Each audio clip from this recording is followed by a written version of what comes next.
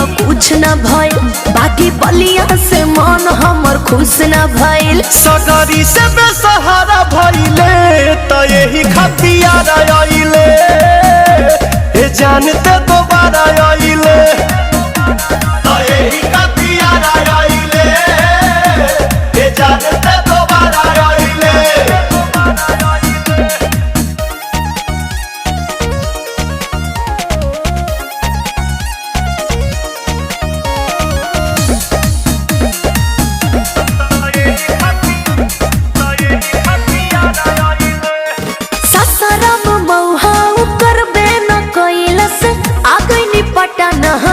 अरे तोर मन नहीं भर पाई तना में। अच्छा। हम जाना तनी सब बारे कतना